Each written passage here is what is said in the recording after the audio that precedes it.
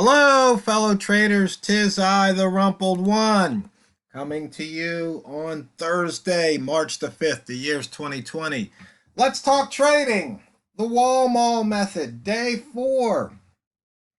It's interesting. A lot of people out there, traders, are contacting me. They're liking the method. Um, it's a simple price action method. Don't really need many indicators. Just a couple horizontal lines and basically common sense trading. It's really seems to be inspiring a few traders out there. In fact, I think one person said they made pips with it.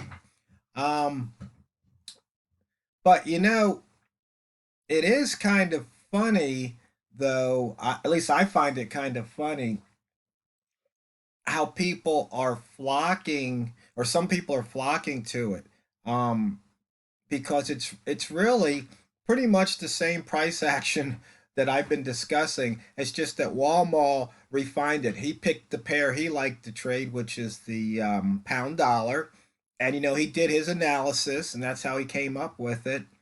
And he picked the time of day that he could sit in front of the screen and trade.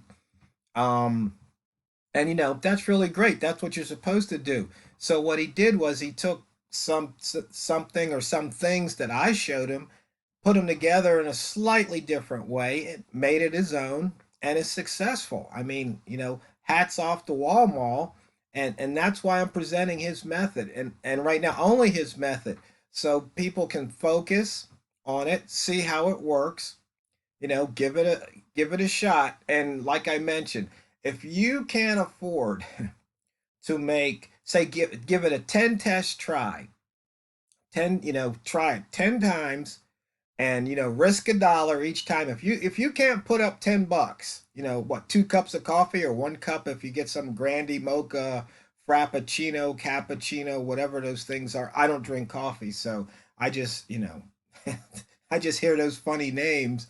If you're not willing to give up 2 cups of coffee to find out if this method fits you, and you're searching for a method, then I would have to question just how serious you are, to finding a method and to actually trading. But like I said, I'm not trying to put anybody down, but there's just certain things you just have to call it as you see it, just like you have to trade what you see. And just remember, fellow traders, these videos are for educational purposes only. Your results may differ from mine and differ from Walmal's. Um, and that trading's risky. You can lose all your money, and because of that, we always emphasize how important it is to have your risk and money management in place, and you don't lose any more in any one particular trade than you're willing to lose. That is your risk. So I'm saying, on these trades, you're starting out, you're learning, let's just risk a dollar, 10 pips. And in the Walmall method, he even tells you that you only if you see it going against you, cut the loss before it even hits the 10 pips sometimes. So like I said, these videos are for educational purposes only. So if you're seeking trading advice, investing advice, investment advice, um, financial advice in general, seek it from an accredited financial professional, somebody that has a certificate on the wall stating that they're an accredited financial professional. That way, if you take their advice and you lose your money, you took the advice of an accredited financial professional rather than somebody with a funny name who makes YouTube videos about trading and post on the internet, and maybe something that you've heard on a vlog or something. Anyway, let's get on with the Walmall method for today. Those of you just tuning in, you know, what Walmall did was he looked at the pound dollar, the frequency distribution here of high minus low, or the range, okay? And he's looking at the last 100 bars, and you can see the range of these H1 bars, greater than 10 pips over 84% of the time, greater than 15 pips over 67%. So that's 2 out of 3, okay? Now, if you think about it, if you are in between two horizontal lines spaced 10 pips apart, and that's where the price opens. Based on this, it's going to cut one of those lines at least 84% of the time because it's greater than 10. It's got to cut at least one of those lines. And so even if you were 9 pips away from that, and it's going up, and you're 9 pips away, when it hits that line, there's a 2 out of 3 chance it's going to go to 15. So you have a chance of making 3, 4, 5 pips on that particular trade. You know, think if it's dead in the middle, it's moved up 5 pips. Well, look at that. Chances of going to 10 is 84. You got, looks like an 84, 84% chance.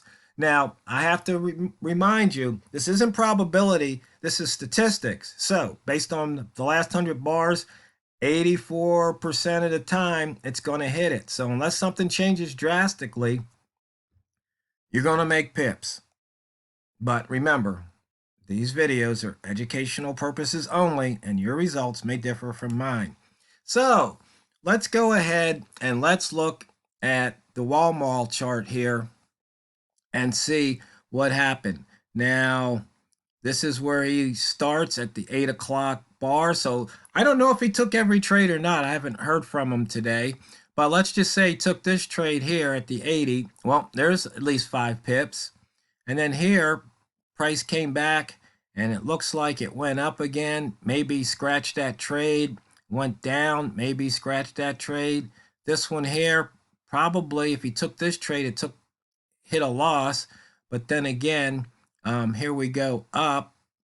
And now I'm not sure if he's trading with that directional bias, but if he was, he'd only be taking long trades because you can see where price opened here. And so when he started, price was above the open, the daily open. So if he only takes those long trades at those hours, and you can see here, you've got one here that was worth about 20 pips. And then if he got in again, that one was worth 30 pips. No, let's see, 10, 20, another 20 pipper.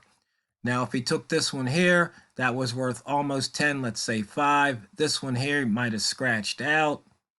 And this one here, open, that could have been a scratch.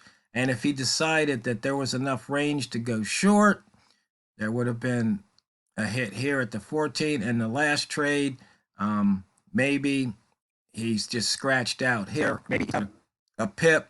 Then again, he might have taken his pips and just shut his platform down and said, why push it? I don't know. I'll have to wait and see if there's any updates from Walmal. But, that's it in a nutshell. Real simple. And if you're wondering what the dots are, it's the previous candle's high, midpoint, and low. And he's using the TRO mid dots indicator right there. Oh, if you're wondering why I've got objects delete all, that's when he sent it to me. He had some indicators that I didn't have. So I had to get rid of those objects. And all you do is if you set it to true, it'll get rid of those objects. And actually, since I've already used it to clean up the chart, I can set it to false. And actually, I can delete it. And all those objects are now, the chart's clean. There's no hanging objects to give you a false reading. So then of course, me being me, I have to write a training wheels indicator on these when I'm learning a method so I don't make a mistake.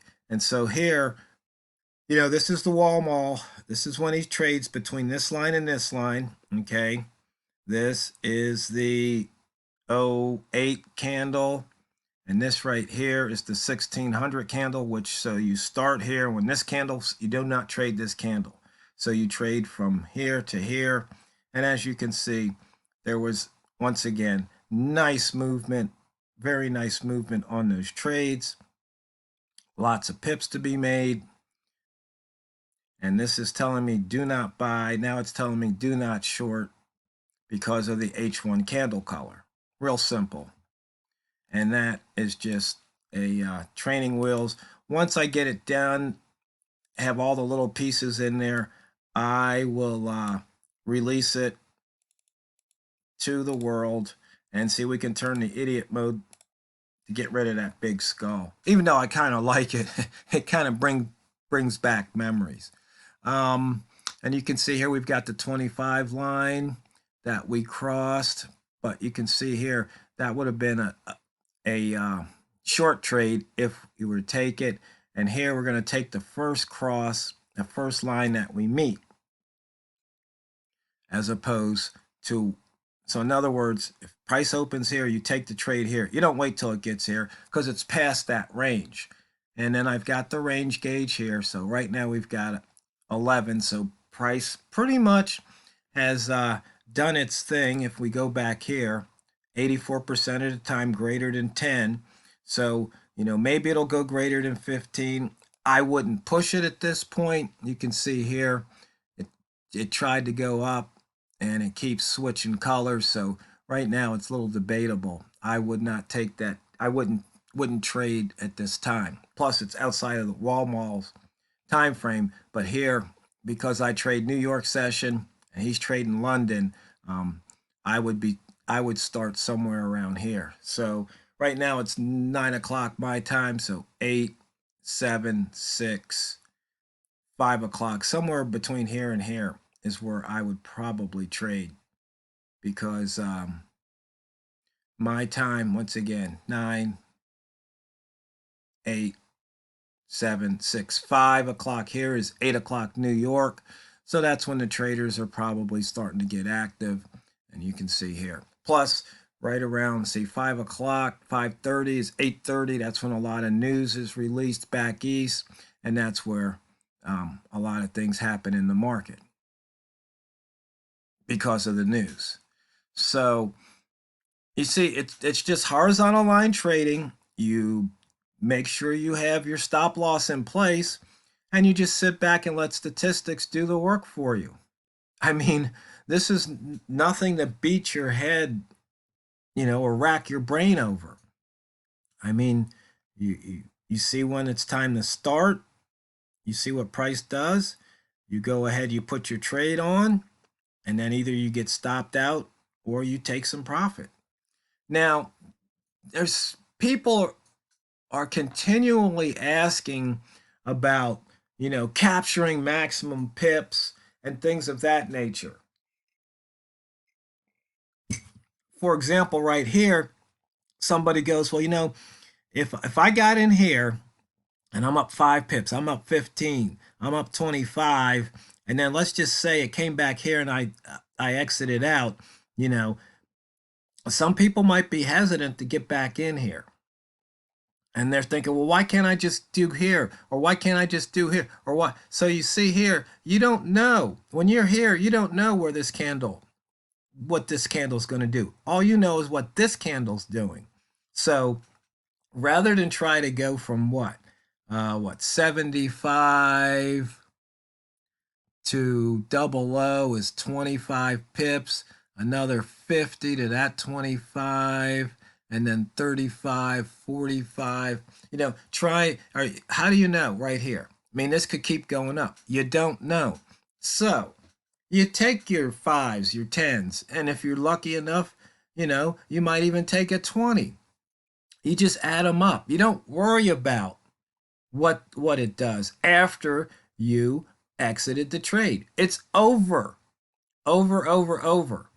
What you have to do then is look for your next trade opportunity and trade accordingly. You don't kick yourself because, oh man, I could have had. Yeah, well, it could have gone the other way too. See, you'll remember those missed ones, but you won't remember, hey, you know what? I got out just in time and I made 5 pips. You won't remember that trade. You'll remember, oh man, I took 5 pips. I could have had 20.